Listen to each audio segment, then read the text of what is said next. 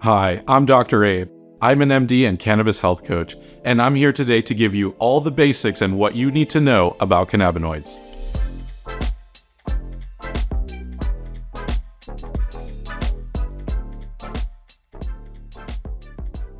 If you're watching this, you've no doubt heard about cannabinoids online or from a friend and are wondering what they are. This is one of the first and most common questions that curious people and newcomers to cannabis will ask me. You might be surprised that I've even been asked this question by other doctors, medical students, and healthcare providers. You can think of cannabinoids as being the main active ingredients in cannabis, but they aren't actually just found in cannabis plants. Your body actually makes its own kind of cannabinoids called endocannabinoids. The endo part means they're made internally. Right now, you're making two main endocannabinoids, known as anandamide and 2-AG. Their purpose is to be the messengers of an internal feedback system called the endocannabinoid system. Endocannabinoids are different from the ones made in plants, called phytocannabinoids, where the name phyto implies that they come from plants. Phytocannabinoids are commonly referred to simply as cannabinoids by most people. These are the ones you're actually thinking of when you hear the words cannabinoids or medical cannabis. Phytocannabinoids can dance with dozens of receptor types in a different and more exciting way than our own endocannabinoids do.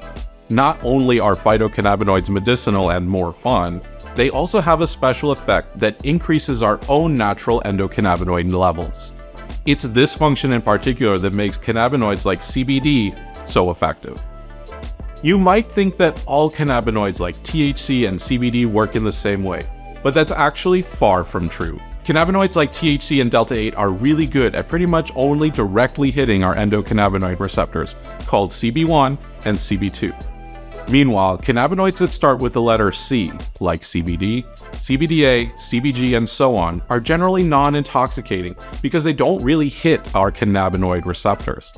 Instead, they work in the background by increasing your body's natural endocannabinoids and hitting 65 other molecular targets that are important for regulating things like mood, sleep, inflammation, pain, and more, but without getting you high. The cannabinoids that I just mentioned are the best studied ones to date, particularly CBD and THC. There are actually over 150 cannabinoids known to science, which is a lot to keep track of. Trust me. But CBD and THC are by far the two best studied and most abundant cannabinoids. Interestingly, plants tend to favor making one or another, and this is how we define cannabis versus hemp. Whereas THCA and THC are dominant in cannabis, CBD and CBDA are dominant in hemp. It's also why it's so rare to find plants that are even close to a 1-to-1 ratio of THC to CBD.